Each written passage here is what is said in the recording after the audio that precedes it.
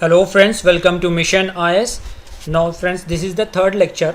ये तीसरा लेक्चर है आपका Indian basics of the Indian polity पर, और लास्ट लेक्चर है। इसके बाद हम थोड़ा सी हिस्ट्री देखेंगे और सम पॉइंट्स ऑन ज्योग्राफी। ठीक है, सम टॉपिक्स फ्रॉम ज्योग्राफी और economy we will cover. So limitation on the severity of Indian parliament उठे छूटे मन माए जो भी कर सकता है। रूलिंग गवर्नमेंट सब कुछ कर सकती है क्या? नहीं। यही पार्लियामेंट्री सिस्टम का सबसे बड़ा बोलना चाहिए ब्यूटी है कि पार्लियामेंट्री सिस्टम पे एक रिस्पॉन्सिबल सिस्टम है। पार्लियामेंट्री सिस्टम उसी देश में होता है जहाँ पे डेमोक्रेटिक कंट्री हो, जहाँ डेमोक्रेसी एग्जिस्ट हो, जहाँ पे कॉन्स्टिट्यूशनल फॉर्म ऑफ गवर्नमेंट हो। तो आपको तीन चीज़ें बताए। पार्लियामेंट्री सिस्टम का मतलब समझ में आ चुका। अब fundamental right, judicial review, federalism, written constitution, ये चारों मिलके रूलिंग गवर्नमेंट पे, या इन शॉर्ट कहूँ तो कि इंडियन पार्लियामेंट की सवेरेनिटी पर पाबंदी है कि पार्लियामेंट मन चाहे जो चाहे, या रूलिंग गवर्नमेंट मन चाहे जो करे वो करे, ऐसा नहीं। ठीक है, अगर वो कोई रॉन्ग डिसीजन लेते हैं तो वो जवाबदाह है, और they are responsible to the people of India. Legislature चुने गए लोगों के जरिए ना, पीपल ऑफ इंडिया के जरिए। सो फंडामेंटल राइट, किसी का अगर फंडामेंटल राइट वायलेट होता है तो डायरेक्टली सुप्रीम कोर्ट भी जा सकता है।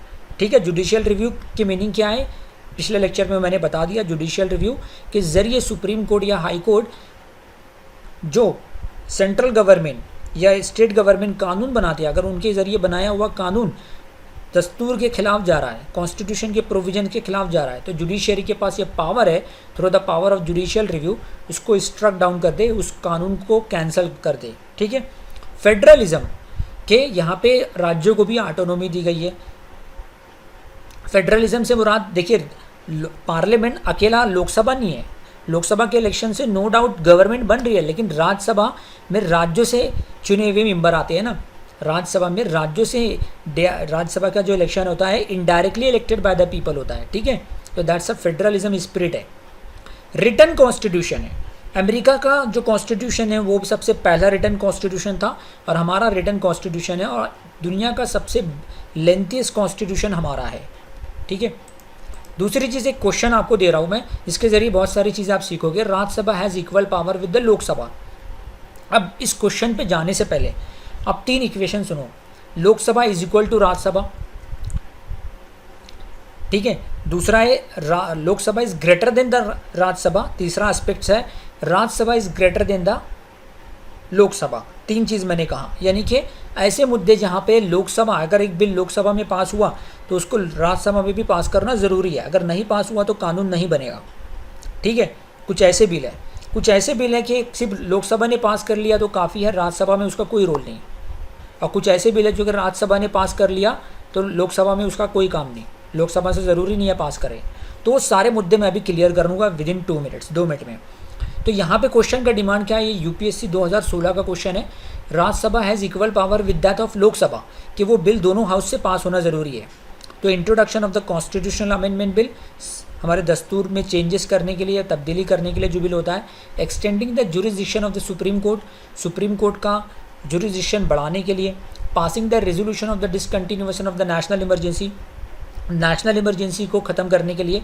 अथॉराइजिंग the parliament to make laws on the state list, state की सूची, स्टेट के मुद्दे पे कानून बनाने के लिए पार्लियामेंट को इनेबल करना, पार्लियामेंट को अथॉरिटी देना।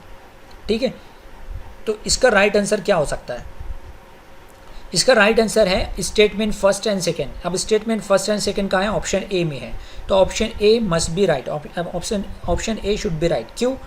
क्योंकि एक ऑर्डिनरी बिल हो या कॉन्स्टिट्यूशनल अमेंडमेंट बिल हो तो राज्यसभा लोकसभा दोनों हाउस में पास होना ज़रूरी है। ठीक है, लेकिन फार्मर्स लॉ जो था आपका, है ना, और आपका जो है ये ट्रिपल तलाक बिल है, ये जो है ऑर्डिनरी बिल है, जो कि दोनों हाउस से पास होना ज़रूरी था। और सुप्रीम कोर्ट का जुरिसडिक्शन बढ़ाना है तो वो भी दोनों हाउस से पास होना ज़रूरी है।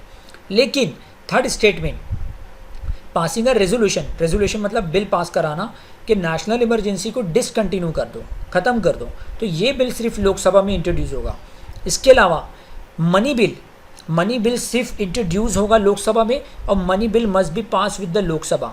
राज्यसभा में जाएगा, राज्यसभा उसे पास करे या ना करे, अगर 14 दिन के अंदर राज्यसभा ने कोई जवाब नहीं दिया तो वो बिल दोनों हाउस से पास माना जाता है। यानी कि मनी बिल के केस में राज्यसभा का कोई रोल नहीं।